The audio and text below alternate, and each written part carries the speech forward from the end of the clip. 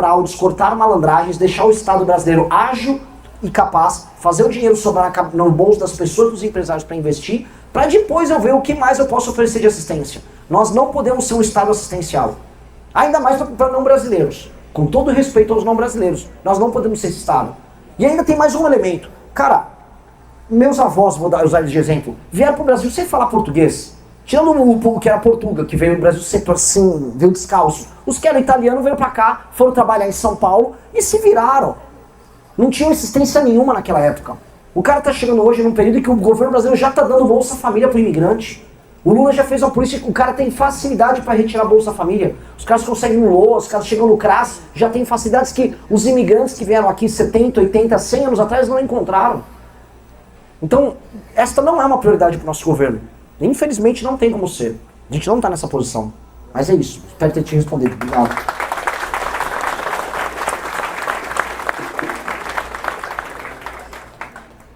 Boa noite, Renan. Com todo respeito, posso subir aqui? A pergunta é para todos, não só para você. Não é show, eu prometo. Renan, todos os seus projetos, todas as suas pautas, eu acredito que são problemas maiores. Existem um problema maior que todos esses. Você falou ali a questão do Enem, a questão da educação, a questão de as pessoas não saberem hoje, sabe, julgar se um prefeito ele está sendo bom ou não pra gente. E tudo isso eu acredito que o maior problema está na nossa educação. Como a gente pode resolver isso? Hoje as escolas, teve um caso agora do Bom Pastor, uma escola aqui em Chapecó, os professores que amarraram os alunos nas cadeiras, acredito que todo mundo viu isso. Então eu acho que o problema mais profundo, que afeta todos os brasileiros, que formam as crianças que vão voltar no nosso país, é a educação. Eu queria saber qual que é o seu plano para isso. O que vocês acham também de tudo isso, da educação? Boa pergunta, olha só. Eu não posso priorizar um tema sobre outros. Essa reforma administrativa que eu estou falando é uma revolução nos instrumentos de poder que vão determinar se eu vou conseguir ou não fazer uma política de educação. Que vão determinar na prática se um secretário de educação sério vai estar tocando uma prefeitura no interior de Minas ou se vai ser um picareta desviador de emenda. Então a questão política ela importa tanto quanto. A questão da educação era uma questão que ela sempre é empurrada com a barriga porque ela não gera consequências eleitorais de curto prazo e ela parte da seguinte premissa: o brasileiro não liga para a educação. Entendam uma coisa, ninguém vai ganhar nenhuma eleição falando de educação, porque o povo brasileiro não dá valor para a educação. Mas não é só que não tem educação. Por várias razões o brasileiro, na média, não deu valor, mesmo percebendo que a pessoa que estuda mais consegue uma vida melhor. São erros, são problemas culturais que nós vamos ter que atender. Aí você vai falar, mas é via educação? É também via educação. E o sistema educacional brasileiro é um lixo? É um lixo. Ele é muito ruim. E eu não vou ficar fazendo a defesa só porque na Constituição está dizendo que ele é universal. É universal, igual o SUS. O nosso SUS é universal. Nosso SUS é problemático. Graças a Deus está vindo inteligência artificial agora. Acabei de ver o que o Bukele está fazendo em El Salvador. Vai dar para fazer uma revolução usando inteligência artificial, usando machine learning na parte da saúde. E o SUS, que é centralizado, terá uma vantagem. E nós precisamos fazer uma revolução na educação. Premissas para resolver a educação. Primeiro, não há autoridade do professor em sala de aula. O professor tem que retomar a autoridade dele na sala de aula. Isso significa que alunos poderão repetir de ano, que o professor vai poder expulsar o aluno da sala de aula, que os pais dos alunos problema.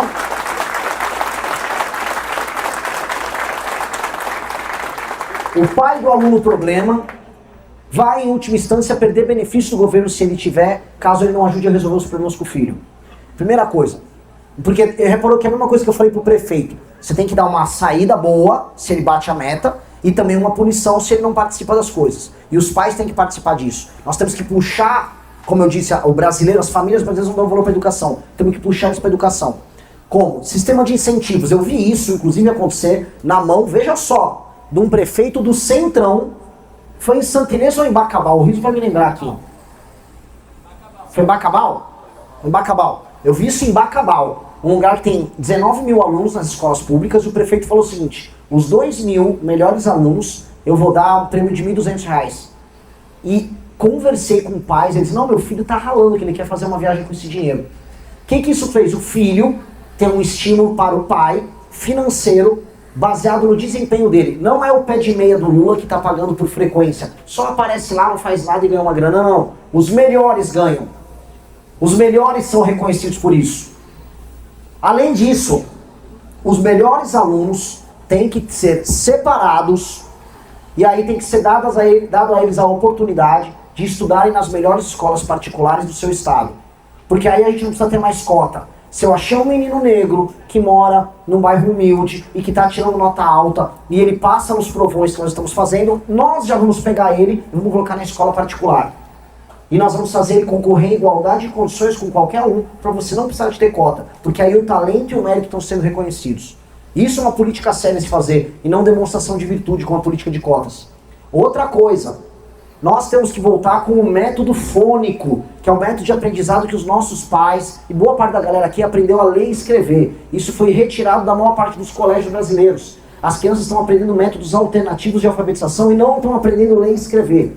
O estado do Mississippi, nos Estados Unidos, conseguiu fazer isso e subiu no top 5 do ranking educacional americano só fazendo este básico.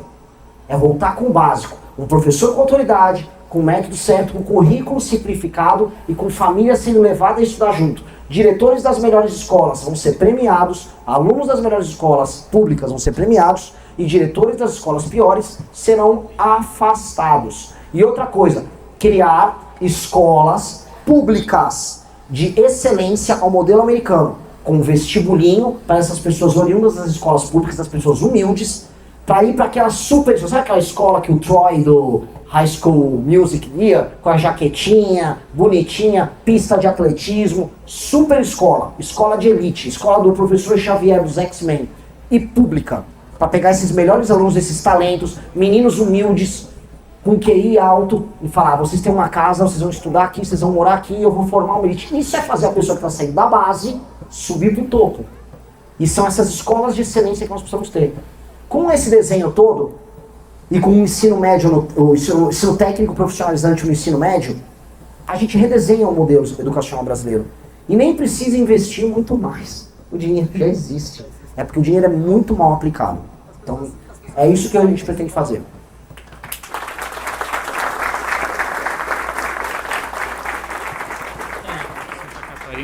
Boa noite a todos, boa noite Renan, boa noite a todos. Eu tenho uma dúvida, minha pergunta seria mais em relação à segurança, pergunta técnica mesmo. A gente sabe que não é uma realidade aqui no estado, mas muitas forças policiais, principalmente Rio de Janeiro, tem uma relação muito próxima com o crime mesmo. Inclusive o seu rival, inclusive, é bem próximo dessa galera. Eu queria saber como a gente pode dar poder para as polícias fazerem o que tem que fazer, mas ao mesmo tempo ter um controle assim, para evitar que façam merda e coisa. Da mesma maneira em que nós vamos evitar também que uma pessoa volte a cometer crime. Nós precisamos ter penas duras e certeza na punição. O cara é miliciano no Rio de Janeiro, que se no Rio de Janeiro, você sendo um traficante, você sabe que é várzea e não vai acontecer nada com você, imagina quando você é um policial de elite. O Adriano da Nóbrega, ele citou aqui um concorrente. O Flávio Bolsonaro era amigo do Adriano da Nóbrega, que é um super miliciano, ele foi um policial do BOP. Pra entender a história do Adriano da Nóbrega, alguém já ouviu falar da história desse cara? O cara é um super policial de elite, que ele participou lá das invasões nas favelas, ele se tocou, pô, tô invadindo aqui, eu bem que podia virar o dono da boca no lugar do traficante. Eu bem que podia usufruir do controle político daqui, vou ficar rico. Aí ele montou o escritório do crime, e ele tinha certeza absoluta da impunidade. Virou assassino de aluguel e tudo mais, e ele também empregava mãe e esposa, o Arthur que me corrija, no gabinete do Flávio. E aí elas também tinham um prazer de doar o salário pro Flávio, porque elas acreditavam muito no trabalho desse importante líder da direita brasileira. É óbvio. Mas o que acontecia ali? A certeza absoluta na impunidade. Certeza total e completa. E dois, uma sociedade completamente despida de confiança. No Rio de Janeiro as pessoas estão procurando o tempo todo uma maneira de passar a perna no cara, no vizinho. Né? Tem aquela piada que faz, se você não está passando a perna em alguém, quer dizer que alguém já passou a perna em você e você não percebeu. Que é um sentimento total de falta de confiança mútua. Pois bem, a confiança vem de um sistema de relações sociais que se torna previsível, em que as pessoas começam a transacionar e confiar em deixar a porta aberta da casa, e ir na rua, como a gente viu em São Miguel do Oeste, saber que não vai ser assaltado, que não vai ser roubado, que não vai aparecer um cara com uma caixa de som gigante roubando o espaço, ou seja, impondo uma cultura de lei e ordem. E a cultura de lei e ordem, ela sempre vem primeiro com a autoridade. Existe um líder, então falar, qual é o cara que você mais se inspira? É o Bukele, é o Milei? é um cara chamado Lee Kuan-yew. Alguém já ouviu falar desse cara? Ninguém ouviu. Leiam sobre esse cara. É o homem que transformou Singapura, talvez, no país hoje mais incrível do mundo. E ele começou falando o seguinte: eu vou disciplinar tudo. Se você jogasse uma bituca de cigarro no chão, você ia preso. Jogou um chiclete no chão, você ia preso. Porque primeiro você cria o hábito através do medo da punição. Depois aquilo na disciplina vira cultura. Com a cultura, os hábitos bons surgem. Então você primeiro, sabe aquela coisa, eu preciso fazer exercício físico, eu não quero. Aí você tem que ir pra academia, falando, eu vou ficar gordo. Alguém briga com você e fala, não, eu vou. Uma hora vira hábito. E o hábito vira essa cultura. Nós vamos precisar do ponto inicial, do estabelecimento de uma cultura de lei e ordem. E isso é a autoridade do Estado chegar para todo mundo, para a população que não confia uns nos outros, e para o policial que eventualmente queira cometer um crime, avisar, meu brother, você vai se fuder, você vai fazer isso. Você vai se fuder. Só que se você for um herói em campo de batalha, a sociedade inteira vai te reconhecer. Quer dar de um lado a porrada, mas no outro também dá um estímulo positivo. Sistema de estímulos e recompensas, o básico do básico. Isso vai acontecer. Até porque a maior parte dos policiais em todo o Brasil, os policiais militares, são muito honestos. A maior parte. E são pessoas que carregam uma arma no bolso, que carregam um dilema, que tem a tentação do uso errado do poder. A maior parte das pessoas renuncia a essa tentação. E eu acho que, dando agora os estímulos corretos, se o cara que é vagabundo e entra na corporação para ser malandro, ele vai ter medo.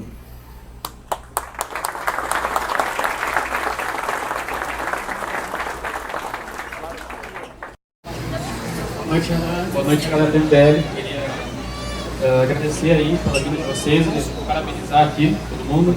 Bem-vindos à nossa querida cidade. É um prazer ter vocês todos aqui. Minha pergunta seria referente à proposta para imigração, tanto interna quanto externa. Eu temo que o Brasil tem muitos problemas, mas eu temo que a gente passe pelo terror que a Europa passa hoje em dia, sabe? Crimes hediondos cometidos por imigrantes e a impunidade absoluta que eles têm lá. Queria saber qual é a sua proposta para a imigração externa que a gente está tendo aqui. Honestamente, a gente já tem muito brasileiro já cometendo crimes hediondos. A nossa conta está preenchida por brasileiros mesmo. Eu não acho que os imigrantes hoje ocupam a maior parte das estatísticas, como acontece em muitos lugares na Europa, em que boa parte dos crimes violentos, crimes de natureza sexual, aconteçam tocados por imigrantes. Por exemplo, a maior parte dos crimes sexuais cometidos na Suécia, países nórdicos, são feitos por imigrantes que vêm ou da África subsaariana ou do universo islâmico. E a gente sabe que é isso, todo mundo sabe que é, e os políticos lá locais têm medo de falar disso. Dito isso, esse ainda não é um problema, poderá ser. Se o Brasil crescer economicamente, será um problema. E eu acho o seguinte, nós temos problemas demais aqui dentro do Brasil. Nós não estamos no momento de sair recebendo imigrante. E mais, porque tem gente que fala, mas aqui é uma nação de imigrante. Foi uma nação de imigrante. Tudo tem seus momentos. Agora é um momento que nós precisamos nos consolidar como uma das 5 maiores nações do mundo, como eu disse. Se vier o tal do nômade digital, investir, montar uma startup no Brasil, quiser montar uma empresa, seja bem-vindo, vamos ajudar o cara a trazer a grana dele, botar a grana dele aqui. O cara quer trazer o script dele lá, montar uma empresa aí, bem-vindo. Agora, fronteira aberta, não acredito, isso não vai acontecer conosco, muito pelo contrário. A gente vai ter muito controle nesse departamento. Porque agora virou questão de segurança nacional no mundo cada vez mais em guerra. E nós temos que nos proteger. Mais 3 perguntas? Vai, rápido. Direto à pergunta. Eu queria ver o posicionamento sobre a aplicação atual das leis ambientais. Hoje a gente tem produtor sendo atuado com base apenas em imagens de satélites, sem vistoria técnica ou análise de contexto. Como tu avalia esse modelo de fiscalização e que mudança tu considera necessária para a garantia jurídica do produtor? Eu tô vendo muito abuso. Até teve um deputado gaúcho, não sei se chegou a ver o vídeo dele, comentando sobre os abusos do Ministério Público do Trabalho, que isso é de outra natureza, mas a gente vê acontecer, usando drone também nas propriedades, legislação ambiental. A legislação ambiental brasileira e o Código Florestal, em tese, quando bem respeitados, não deveriam gerar problemas para os nossos produtores. Mas rodando o Brasil eu vi uma indústria que foi criada na punição disso. E eu volto a colocar o que eu falei dos policiais. Nós temos que ter lei e ordem clara e um Estado amigo de quem trabalha e produz. O Estado tem que ser amigo do trabalhador rural, do trabalhador do campo. Isso é nítido. Só que isso não acontece por conta de 2 coisas. Uma, existe uma ideologização de órgãos governamentais pesada.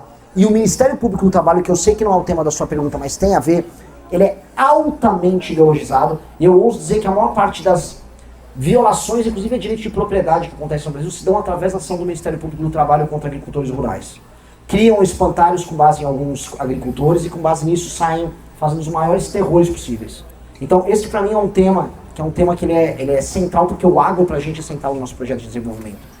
E o agro precisa ser bem tratado. Óbvio que tem que ter fiscalização ambiental, isso deve existir, porque o Brasil é uma nação séria, isso ajuda a gente a ter certificados internacionais. Agora, a autoridade pública que atua, primeira coisa, baseado em ONGs e em campanhas internacionais de sabotagem à agricultura brasileira, e a autoridade que faz uso desse poder, às vezes com agricultores que estão numa posição hipossuficiente, como por exemplo o agricultor que às vezes nem sabe se defender em termos legais. Cara, o Estado brasileiro tem que ser muito duro sobre esse cara, altamente duro. Tem que ter uma legislação pesada. Eu estava conversando inclusive com a galera que está criando a nossa legislação sobre ONG gringa, e eles falaram: Renan, os caras reforçam o trabalho político deles no Brasil através de gente deles, com a mentalidade deles, dentro de órgãos federais que fazem fiscalizações, e com essas fiscalizações eles relativizam do direito de propriedade até o trabalho do produtor, que geram a vida do cara no inferno, colocam multas impagáveis. Então esse tipo de coisa vai vir na proposta nova do Livro Amarelo, que é a proposta final nossa. E vai estar junto com a proposta, inclusive, de proibição de ONG gringa ficar atuando aqui.